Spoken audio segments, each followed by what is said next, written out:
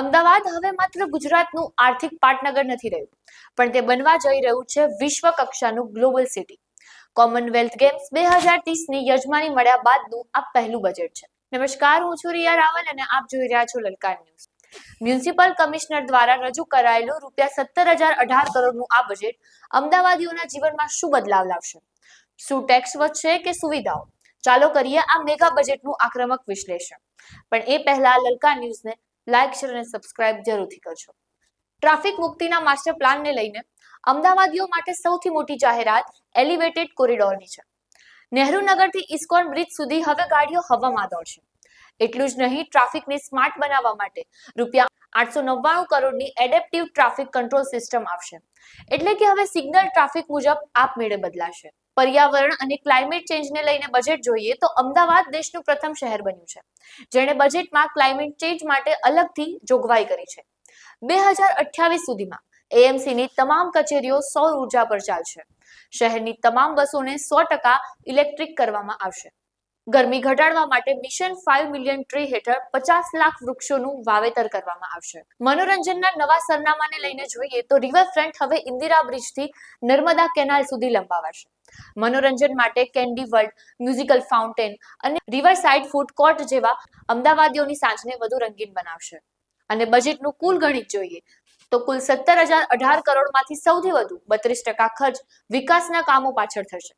આવકના સ્ત્રોતમાં 25% હિસ્સો non tax revenue છે, જે દર્શાવે છે કે કોર્પોરેશન હવે ટેક્સ સિવાયના સ્તરો પર વધુ ભાર મૂકી રહ્યું છે. Procurement of food, dual side guardrail cleaning vehicles ને પ્રોક્યોર કરવામાં આવશે. ટોયલેટ ઉપર અમદાવાદ શહેરના તમામ ટોયલેટ એનું અપગ્રેડેશન થાય, નવા બનાવવામાં આવે, નવા ડિઝાઇનમાં બનાવવામાં આવે. એ રીતે આ બજેટમાં આપણે ખાસ ભાર મૂકવામાં આવે. ફાયર સર્વિસીસમાં 15 જેટલા ફાયર સ્ટેશન ત્યાં બનશે. આમાં લખ્યું છે 4 નવા સીએનસી અને હેલ્થ સેન્ટરનું જે વ્યવસ્થાપન છે એના માટે ઓલરેડી આમાં વાત થયા છે. બાદના જે ડ્રેનેજ પ્રોજેક્ટ હોય કે વોટર પ્રોજેક્ટ હોય 100% સેચ્યુરેશન માટે સિવરેજ માસ્ટર પ્લાન અને સ્ટોર્મ વોટર માસ્ટર પ્લાન આ બજેટમાં રાખ્યું છે. ટ્રીટેડ સિવેજનું રિસાયકલ અને રીયુઝ માટે વ્યવસ્થાપન કર્યું છે.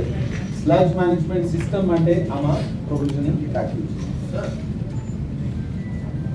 જે એસટીપી છે એમાં વાત કર્યું છે 26 જેટલા હાઈ રિસ્ક એરિયા છે જેના માટે 220 કરોડ રૂપિયાનું લગભગ આપણે પ્રોવિઝનિંગ કર્યું છે.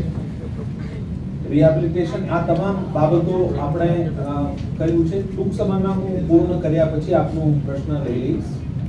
કારીગર કેનાલનું ફેઝ 2 આ બજેટમાં સમાવેશ કર્યા છે, લગભગ 1,003 કરોડ. ફ્લડ પ્રૂફ સિટી માટે 453 કરોડનું પ્રોવિઝનિંગ છે. લેક માટે મેં વાત કર્યું આપને, અલગ અલગ જગ્યાઓ ઉપર લેક જે છે એ લેક માટે લેક ફ્રન્ટ ડેવલપમેન્ટ અને એમ્યુઝમેન્ટ પાર્ક સાથે વ્યવસ્થા. તો મિત્રો, આ બજેટ માત્ર આંકડાની માયાજાળ નથી, પણ 2030ની ઓલિમ્પિક અને કોમનવેલ્થ ગેમ માટેની પૂર્વ તૈયારી છે. જો પ્રોજેક્ટ સમયસર પૂરા થશે તો અમદાવાદ ખરેખર વિશ્વના ટોચના શહેરોની હરોળમાં આવી જશે. તમને આ બજેટમાં સૌથી સારી વાત કઈ લાગી છે?